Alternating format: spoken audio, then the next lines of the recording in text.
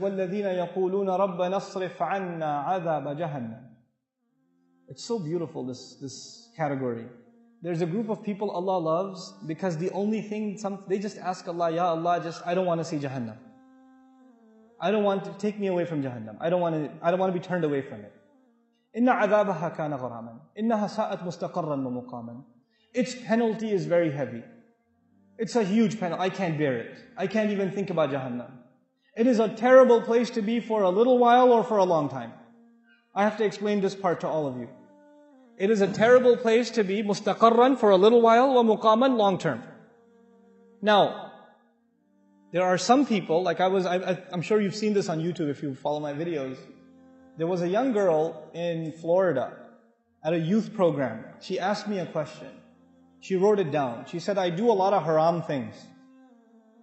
But I'm not going to hell forever, right? Because I'm Muslim. So even if I do go to hell, it will not be forever. This dua says, I don't want to go to Jahannam, not for a long time, not for a short time. I don't want to see it. Allah loves the people who understand that they don't want any part of Jahannam, short or long.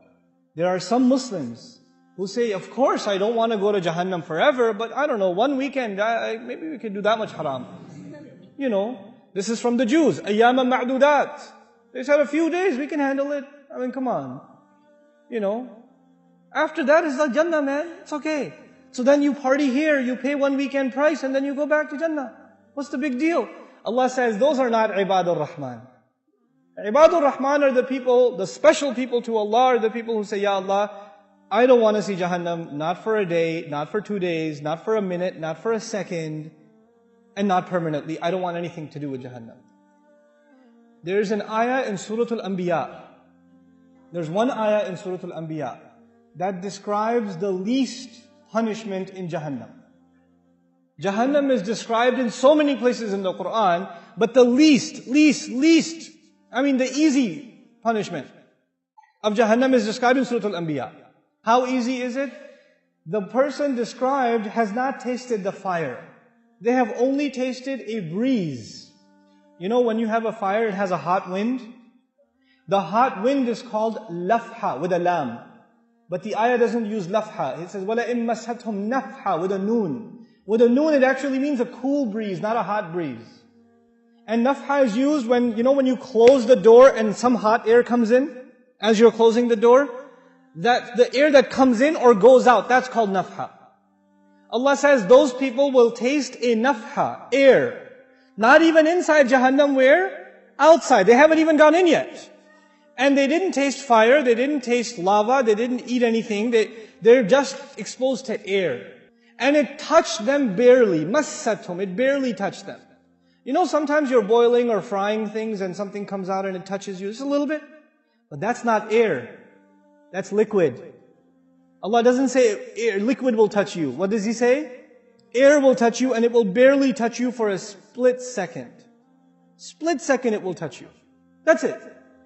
And it won't even be the full-fledged air. It will be not nafhatu adhabi rabbik. It will be nafhatun min adhabi rabbik, min littaqleel. It's to make it very little bit of air. It's just tiny little bit. So it's not even the whole door was opened and the wind came in. It was like a tiny little, you know how you have window inside the window? A little bit of it opened and a little bit of an air came out and you felt it on your skin just for a split second. And then this is the only torture this person received. There is nothing else yet. And they're not even in hell yet. They're still outside. That's evident from the word nafha. He says, Ya waylana, the person swears, I have never felt more torture ever in my life. This is the worst, I must be in the worst part of hell.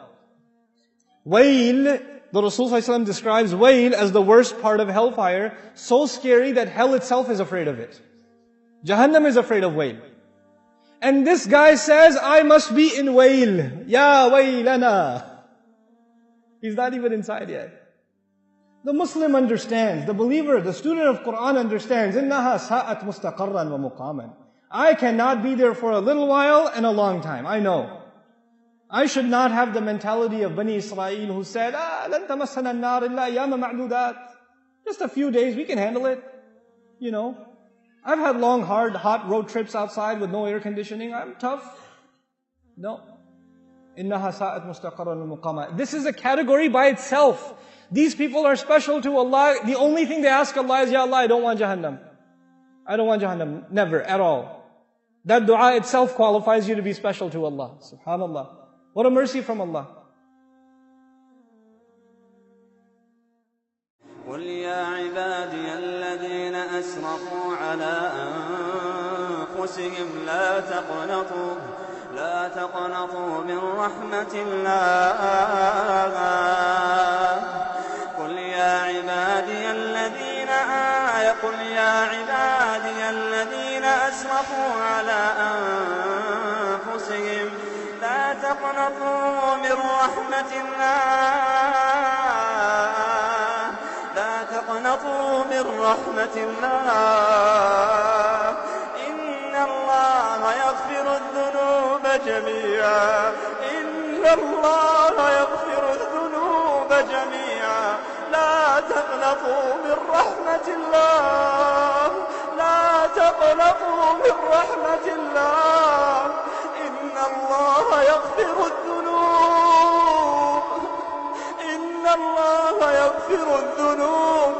إن الله يغفر الذنوب جميعا.